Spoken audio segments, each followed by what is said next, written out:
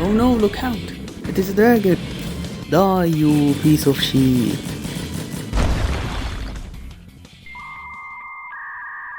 Um, you okay, buddy?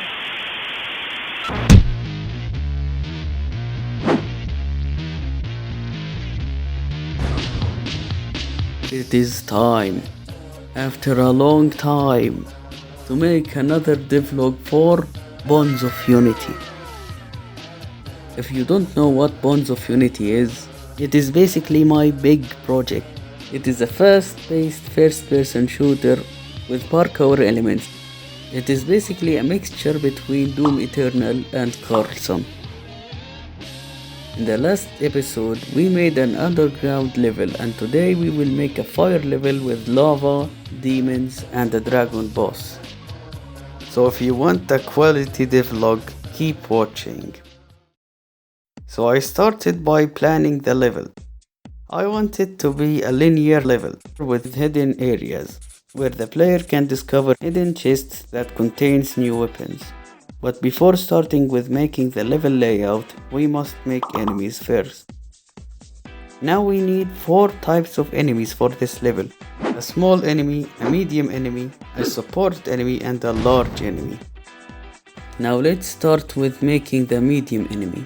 I made him look like a goblin with a furnace as a chest because why not? And he can wield 3 weapons.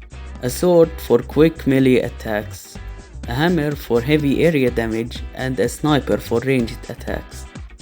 The goblin with a sword will keep charging toward you to stab you. He also likes to throw himself into the lava.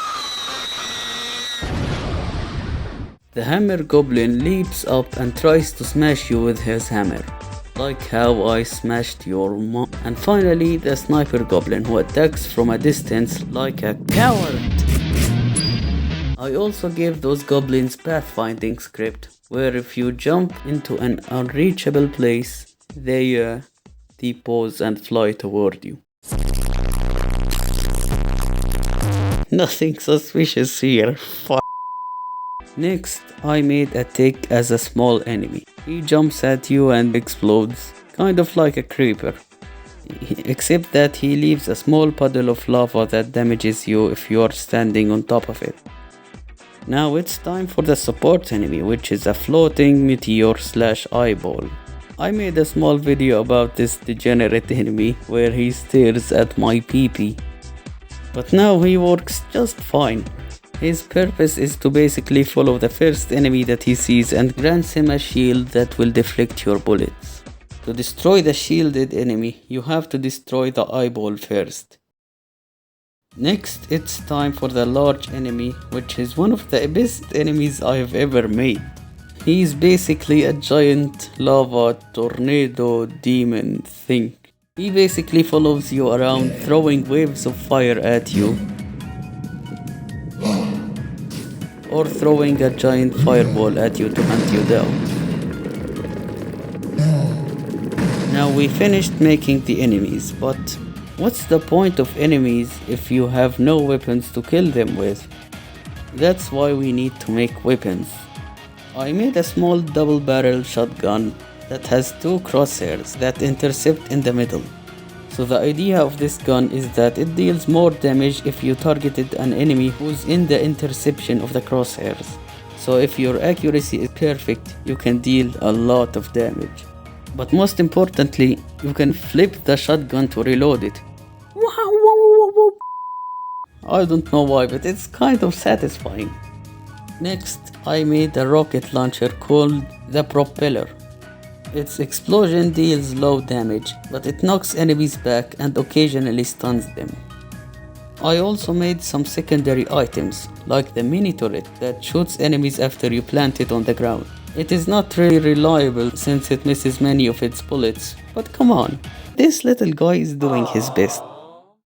Now, I made shackles that you can throw at the enemy, tying him up with other nearby enemies and slowing them all down.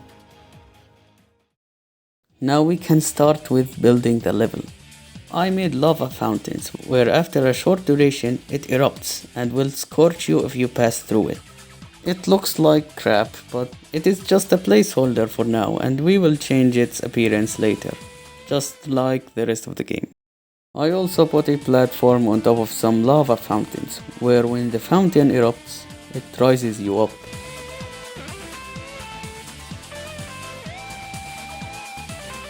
I also made a portcullis that opens once you kill all enemies in the area, so you can proceed. None of these gave me problems while programming, but do you know what did? Moving platforms. Moving platforms are the bane of my existence. I worked on it for hours, and instead of it getting fixed, it keeps introducing new bugs. What the? See? I hate moving platforms. And finally, the biggest hazard the player will face, the volcano. It periodically erupts and hurls meteors near the player. He must kill enemies and do some parkours while avoiding them, which is pretty difficult. Now for the decorations. I made a golden dragon head that spits out lava. And I made lanterns. And this is it for now. Let's combine everything we made into one level.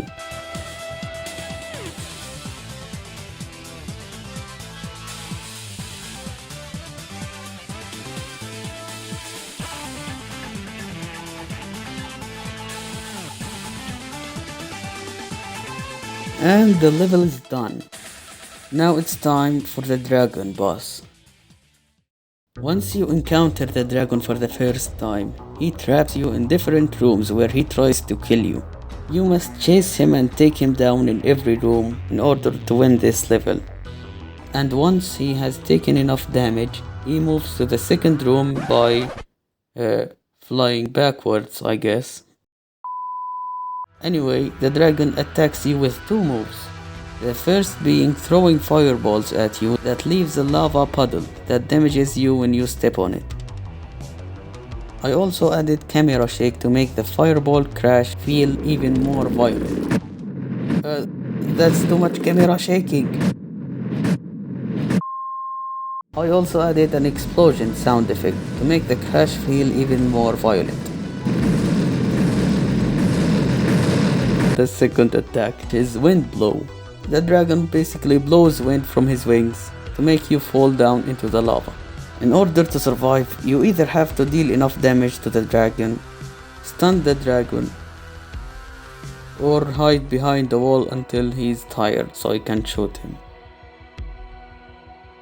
I made sure to add every hazard I introduced in the previous level into this level. For example, a room with lava fountains, a room with enemies, a room with moving platforms, and rooms with volcanoes. This level is supposed to be the intro for the boss fight, which will take place in the last room, where you fight the dragon in his full power. And this is a wrap, fellas. We will make the boss fight in a future video. So if you don't want to miss that, make sure you subscribe, so when that video drops out, you get notified. Also, make sure you like the video or I will throw a slice of cheese on your cat. Anyway, thanks for watching, mister, and have a good night.